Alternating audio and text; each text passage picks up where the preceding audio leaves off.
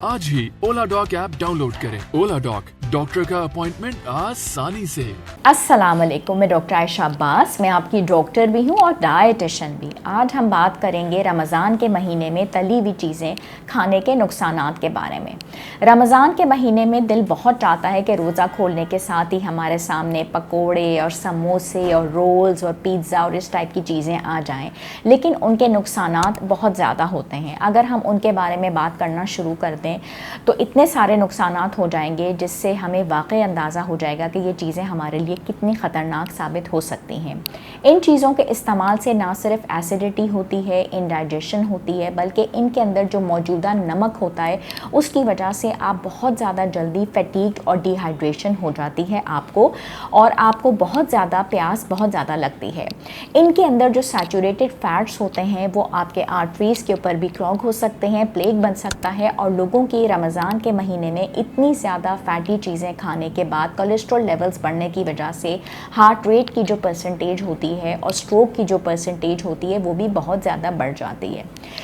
इन चीज़ों के इस्तेमाल की वजह से रिफ्लक्स यानी कि तेज़ाबियत और हार्ट बर्न की जो शिकायत होती है वो भी बहुत ज़्यादा उसकी परसेंटेज में इजाफा हो जाता है। दूसरी सबसे बड़ी मिस्टेक होती है कि हम चाय और कॉफ़ी को तर्क बिल्कुल नहीं कर पाते, क्योंकि उसकी वजह से हमें हेडेक्स और माइग्रेन्स की प्रॉब्लम होती है। तो जब हम तली हुई चीज़ों का इस्तेमाल भी नहीं छोड़ना चाहते, साथ ही हम चाय और कॉफ़ी का भी इस्तेमाल करते हैं, तो ये चीज़ें जो हैं वो सोने पे सुहागा का काम करती हैं और उसकी वजह से और ज़्यादा तबीयत बिगड़ जाती है।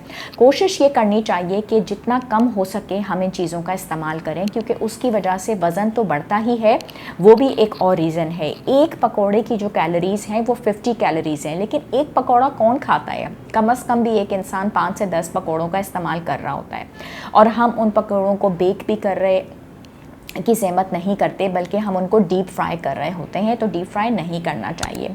कुरान में जिस तरीके से हमें जिन फलों की, जिन खाने की चीज़ों की अफादियत के बारे में बताया गया है, तो हमें उसी हिसाब से चलना चाहिए, मगर हम नहीं चलते। कहा गया है कि खाओ पियो और हद से ज़्यादा तजावज़ ना करो, लेकिन हम पेट में जगह छोड़े बग़ैर नहीं उठते, बल्कि हम पेट को तकरीबन भर कर ही उठते हैं, जिसकी वजह से हमें और बहुत ज़्यादा नुकसान होता है। कोशिश ये करनी चाहिए कि कुछ चीज़ें हम तली हुई रखें रमज़ान में आइटम्स, और बाकी हम वही जिस तरीके से पूरा साल गुजारते हैं, दाल है, सब्ज़ी है, फल हैं, इन तमाम तर चीज़ों का इस्तेमाल करें।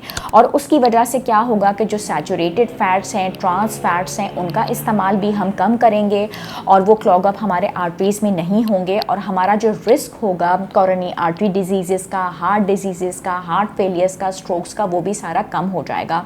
और सोडियम जो कि आपका नमक आपकी बॉडी को डिहाइड्रेट करता है, और वो इन तमाम चीज़ों में इतना ज़्यादा होता है, आप उसके नुकसानात से भी बच जाएंगे।